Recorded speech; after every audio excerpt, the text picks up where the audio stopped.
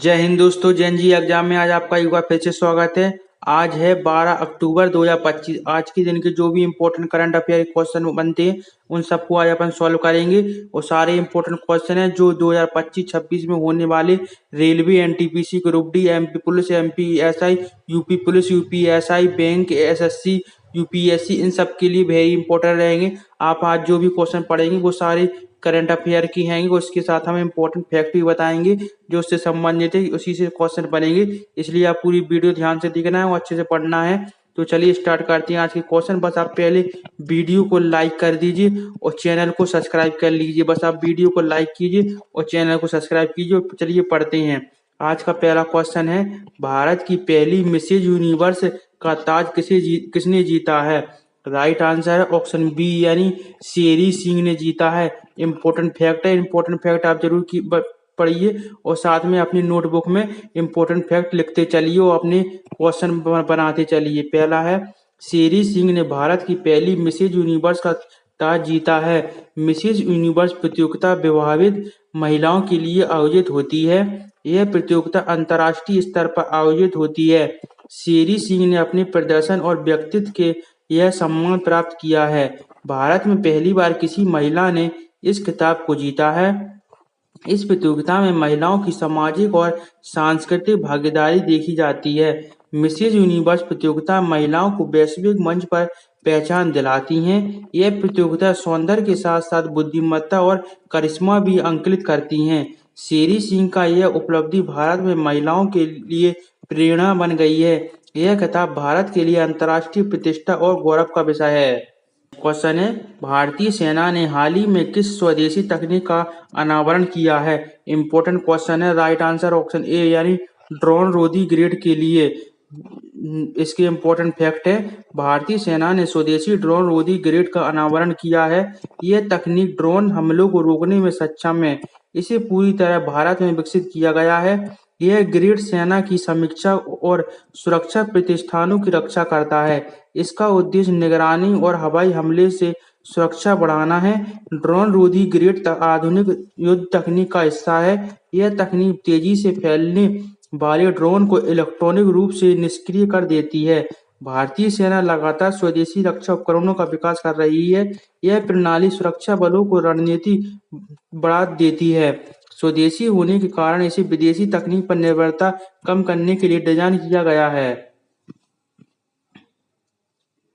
Next question है, 2025 का Nobel शांति पुरस्कार किसने जीता है? अगर आपको क्वेश्चन अच्छे लग रहे हैं, उसके साथ फैक्ट भी अच्छे लग रहे हैं, तो आप वीडियो को लाइक जरूर कीजिए। राइट आंसर इसका ऑप्शन ए यानी मारिया कोरिना माचंडो ने जीता है। मारिया कोरिना माचंडो को 2025 का नोबेल शांति पुरस्कार दिया गया है। उन्हें यह पुरस्कार वेनेजुएला में लोकतंत्र को बढ़ावा देने के प्रयास से लिए मिला है। मारिया कोरिना माचंडो के प्रयास साहसी और कथक माने जाते हैं। यह पुरस्कार उनके लोकतंत्र और मानवाधिकार के क्षेत्र में योगदान को सम्मानित करता है। नोबेल शांति पुरस्कार हर साल उन व्यक्ति या संस्थाओं को दिया जाता है जिन्होंने शांति के लिए महत्वपूर्ण कार्य किए हैं। मारिया कोरिना माचांडो का यह सम्मान अंतर्राष्ट्रीय स्तर पर लोकतंत्र समर्थन के लिए प्रेरणा है। वेनेजुएला में राजनीतिक संकट के बीच उनका योगदान उल्लेखनीय रहा है। नोबेल शांति पुरस्कार की घोषणा नॉर्वे की नोबेल कमेटी द्वारा की जाती है। मारिया कोरिना माचांडो ने लोकतंत्र की मजबूती और मानवाधिकार की रक्षा के लिए लगातार काम किया है। यह पुरस्कार उन्हें वैश्विक मंच पर मान्यता और गौरव दिलाता है। नेक्स्ट क्वेश्चन है, आयुर्वेद संस्था को बढ़ावा देने के लिए CCRAS ने 2025-26 में कौन सा कार्यक्रम लॉन्च किया है? राइट आंसर ऑप्शन बी यानी स्पार्क 4.0। केंद्रीय आयुर्वेदिक विज्ञान संस्था परिषद यानी CCRAS ने स्पार्क 4.0 लॉन्च किया है। यह कार्यक्रम 2025-26 के लिए घोषित किया गया है। इसका उद्देश्य आयुर्वेद स्नातक छात्रों में वैज्ञानिक जिज्ञासा बढ़ाना है। स्पार्क 4.0 आयुर्वेद संस्था को प्रोत्साहित करने के लिए डिजाइन किया गया है। यह छात्रों को शोध और नवाचार के लिए प्रेरित करता है। CCRAS भारत सरकार के आयुष मंत्रालय के अंतर्गत कार्य करता है। इस पहल से आयुर्वेद विज्ञान में नए शोध और तकनीक उन्नति की संभावना बढ़ेगी। यह कार्यक्रम छात्रों को आधुनिक शोध पद्धति से अवगत कराता है। स्पार्क 4.0 छात्रों के ज्ञान और कौशल को बढ़ाने में मदद करता है। यह पहला आयुर्वेदिक शिक्षा और अनुसंधान और अंतर्राष्ट्रीय स्तर पर प्रतिस्पर्धी बनाने की दिशा में कदम रखता है। नेक्स्ट क्वेश्चन है, COP29 के अध्यक्ष मुख्तार बाबेव ने किस क्षेत्र में वित्त पोषण बनाने का आह्वान किया है? राइट आंसर ऑप्शन बी यानी जलवायु वित्त पोषण में। इससे इम्पोर्टेंट फैक्ट ये हैं, COP29 के अध्यक्ष मुख्तार बाबेव ने जलवायु वित्त पोषण बनाने का आह्वान किया है। यह आह्वान UNFCCC के मंच पर किया गया है। उनका उद्देश्य वैश्विक पर्यावरणीय ढांचे के बीच सहयोग बढ़ाना है। जलवायु वित्त पोषण का लक्ष्य जलवायु परिवर्तन से निपटने के लिए आवश्यक धन जुटाना है। COP29 का फोकस जलवायु परिवर्तन को सतत विकास कर पर है। मुख्तार बाबेव ने वित्तीय सहयोग और नीति सुधार की जरूरतों पर जोर दिया है। यह पहल देश के बीच जलवायु कार्यक्रम को मजबूत करने में मदद करती है। UNFCCC एक अंतर्राष्ट्रीय संगठन है जो जलवायु परिवर्तन पर काम करता है। मुख्तार बाबेव ने वैश्विक साझेदारी और सहयोग की आवश्यकता पर प्रकाश डाला है। जलवायु वित्त पोषण बनाने में पर्यावरण संरक्षण और सतत विकास को बढ़ावा मिलेगा। क्वेश्चन, अगर आपको क्वेश्चन लेवल अच्छा लग रहा है तो आप हमारे लिए वीडियो लाइक कर दीजिए। एक छोटा सा कमेंट भी कीजिए कि सर अच्छे लग रहे हैं क्वेश्चन।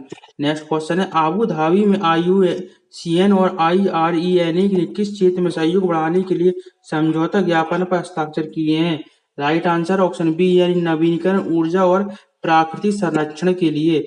इम्पोर्टेंट फैक्ट है, अबू धाबी में IUCN और IRENA ने समझौता ज्ञापन पर हस्ताक्षर किया है। समझौता ज्ञापन का उद्देश्य नवीनीकरण ऊर्जा परिवर्तन को बढ़ावा देना है। यह पहल प्राकृतिक अनुकूल ऊर्जा और संरक्षण पर केंद्रित है। IUCN का पूरा नाम अंतर्राष्ट्रीय प्राकृतिक संरक्षण संघ है। IRENA का पूरा नाम अंतर्राष्ट्रीय नवीनीकरण ऊर्जा एजेंसी है। इस समझौते के तहत दोनों संस्थाएं संयुक्त परियोजना पर काम करेंगी। इसका उद्देश्य प्राकृतिक संसाधनों और ऊर्जा के सतत उपयोग को बढ़ावा देना है। यह पहल वैश्विक जलवायु और पर्यावरणीय लक्ष्यों से भी योगदान देती है। समझौता ज्ञापन विश्व संरक्षण कांग्रेस के दौरान किया गया था। IUCN और IRENA का एक संयुक्त नवीनीकरण ऊर्जा और पर्यावरण संरक्षण के क्षेत्र में वैश्विक स्तर पर अहम माना जाता है। नेक्स्ट इम्पोर्टेंट क्वेश्चन है, हाल ही में पंजाब सरकार ने धान से हरित हाइड्रोजन उत्पादन के लिए किस संस्था के साथ समझौता किया है?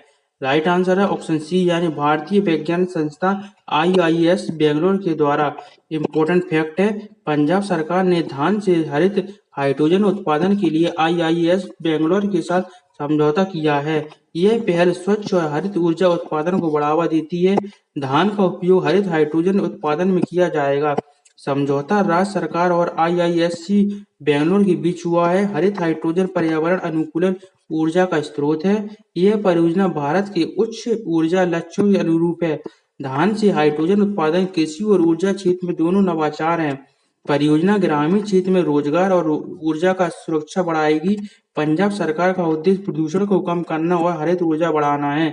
IISc बेंगलोर तकनीकी और वैज्ञानिक सहयोग प्रदान करेगी।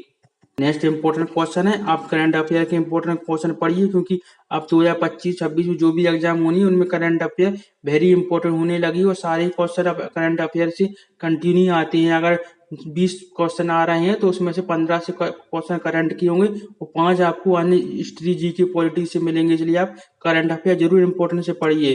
हाल ही में तुर्की में 12,000 वर्ष पुराना मानव चेहरा वाला स्तंभ कहाँ खोजा गया है? राइट आंसर ऑप्शन बी यानी गाजी आंटेपे तुर्की में खोजा गया है।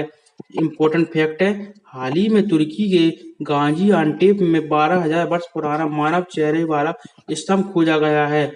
यह स्तंभ प्राचीन रोमी या हेलेनिस्टिक काल से संबंधित माना जा रहा है। खोज को स्थानीय पुरातत्वविदों द्वारा अंजाम दिया गया है। स्तंभ मानव आकृति और चेहरे के साथ बनाया गया था।